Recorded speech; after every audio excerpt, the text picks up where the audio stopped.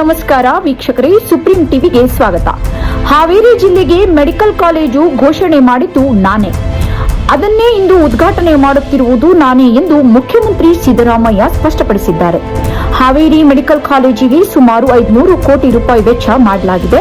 ಇದು ಸರ್ಕಾರದ ಮಹತ್ವದ ಸಾಧನೆ ಎಂದು ಸಿಎಂ ಹೇಳಿದರು.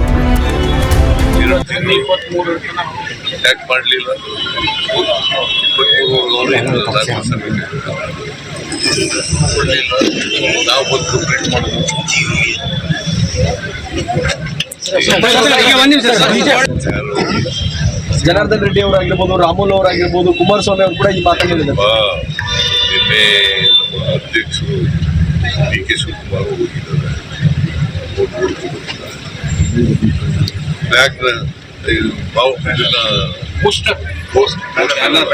ಬ್ಯಾನರ್ನ ಬಿಚ್ಚಾಕಿದವ್ರು ಯಾರು?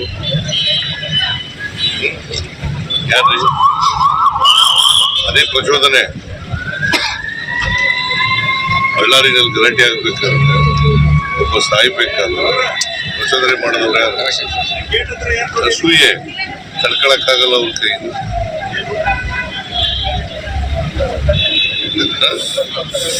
ಸರ್, ಹುಬ್ಬಳ್ಳಿಯಲ್ಲಿ ಆ ಎಮ್ಮನೆ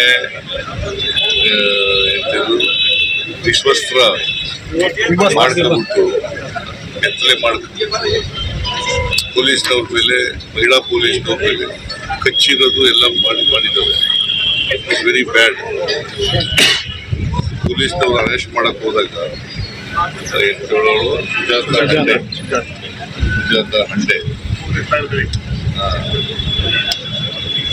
ಎಮ್ಮ ಮಾಡಿರ್ತಕ್ಕಂಥದ್ದು. ಅದರಿಂದ ಪೊಲೀಸ್ನವ್ರು ಇರೋದು ಯಾಕೆ? ಅವ್ರ ಮೇಲೆ ಕಂಪ್ಲೇಂಟ್ ಆಗಿದೆ, FIR ಆಗಿದೆ. ಅವ್ರನ್ನ ಅರೆಸ್ಟ್ ಮಾಡಕ್ ಹೋದಾಗ, ವಿಚಾರಣೆ ಮಾಡಕ್ ಹೋದಾಗ ಅವ್ರ ಮೇಲೆ ಕಚ್ಚಿ ಮಾಡಿ, ಅದು ಸುಮಾರು 10 ಜನಕ್ಕೂ ಹೆಚ್ಚು ಮಹಿಳಾ ಪೊಲೀಸ್ನವರು ಮಾಡಿದ್ದಾರೆ. ಸೊ ಅದರಿಂದ ಕಾನೂನನ್ನು ಯಾರು ಕೂಡ ಕೈಗೆ ತಗೊಳ್ಳಬಾರ್ದು. ಕಾನೂನು ಕೈಗೆ ತಗೊಂಡ್ರೆ ಅವ್ರ ಮೇಲೆ ಕಾನೂನು ರೀತಿ ಕ್ರಮ ತಗೊಳ್ಳಿ. ಎಲ್ಲ ಆಶೀರ್ವಾದದಿಂದ ಈ ಸ್ಥಾನಕ್ಕೆ ಬಂದಿದ್ದೇನೆ. ಇನ್ನೆಷ್ಟು ದಿನ ಇರುತ್ತೇನೋ ಗೊತ್ತಿಲ್ಲ, ಆದರೆ ನನ್ನ ಆಡಳಿತದ ಬಗ್ಗೆ ನನಗೆ ಸಂಪೂರ್ಣ ತೃಪ್ತಿ ಇದೆ ಎಂದು ಮುಖ್ಯಮಂತ್ರಿಗಳು ಹೇಳಿದರು. ಬಿಜೆಪಿಯವರು ಸುಳ್ಳು ಹೇಳುವುದರಲ್ಲಿ ನಿಸ್ಸೀಮರು ಎಂದು ಟೀಕಿಸಿದ ಸಿದ್ದರಾಮಯ್ಯ, SCP, TSP ಯಾರು ಜಾರಿಗೆ ತಂದ್ರು? ಅನ್ನಭಾಗ್ಯ, ಕೃಷಿ ಭಾಗ್ಯ, ಮನಸ್ವಿನಿ, ಶಕ್ತಿ, ಗೃಹಲಕ್ಷ್ಮಿ, ಗೃಹಜ್ಯೋತಿ ಯೋಜನೆಗಳನ್ನು ತಂದವರು ಯಾರು ಎಂದು ಪ್ರಶ್ನಿಸಿದರು. ಮೆಡಿಕಲ್ ಕಾಲೇಜಿಗೆ ನಾವು 300 ಕೋಟಿ ರೂಪಾಯಿ ಅನುದಾನ ನೀಡಿದ್ದೇವೆ. ಬಿಜೆಪಿ ಏನು ಮಾಡಿದೆ ಎಂಬುದನ್ನು ಜನರೇ ತೀರ್ಮಾನ ಮಾಡಬೇಕು ಎಂದು. ಪ್ರತಿ ವರ್ಷ 3 ಲಕ್ಷ ಮನೆ ನಿರ್ಮಾಣ ಮಾಡುವ ಗುರಿ ಇಟ್ಟುಕೊಂಡಿದ್ದೇವೆ.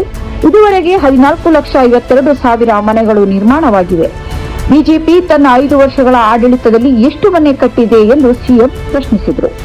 ಕುಡಿಯುವ ನೀರು ಕೊಟ್ಟವರು ಯಾರು? ಸುಳ್ಳು ಹೇಳುವುದೇ ಬಿಜೆಪಿಯ ಕೆಲಸ ಎಂದು ಕಿಡಿಕಾರಿದರು. ಕೇಂದ್ರ ಸರ್ಕಾರದಿಂದ ರಾಜ್ಯಕ್ಕೆ ಹಣ ಸಿಗುತ್ತಿಲ್ಲ ಎಂದು ಆರೋಪಿಸಿದ ಸಿಎಂ, GST ಬಂದ ನಂತರ ರಾಜ್ಯಕ್ಕೆ ವರ್ಷಕ್ಕೆ 10 ರಿಂದ 12 ಸಾವಿರ ಕೋಟಿ ರೂಪಾಯಿ ನಷ್ಟ ಆಗ್ತಾ ಇದೆ ಎಂದರು. 1 ರೂಪಾಯಿ ತೆರಿಗೆ ಕೊಟ್ಟರೆ ರಾಜ್ಯಕ್ಕೆ ಕೇವಲ 14 ರಿಂದ 15 ಪೈಸೆ ಮಾತ್ರ ವಾಪಸ್ ಬರುತ್ತಿದೆ. ವರ್ಷಕ್ಕೆ ನಮಗೆ 60 ರಿಂದ 70 ಸಾವಿರ ಕೋಟಿ ಮಾತ್ರ ಸಿಗುತ್ತಿದೆ ಎಂದು ಅಸಮಾಧಾನ ವ್ಯಕ್ತಪಡಿಸಿದರು. ಅಪ್ಪರ್ ಭದ್ರಾ ಯೋಜನೆಗೆ ಕೇಂದ್ರ ಸರ್ಕಾರ ಅನುದಾನ ನೀಡಿಲ್ಲ ಎಂದು ಆರೋಪಿಸಿದರು.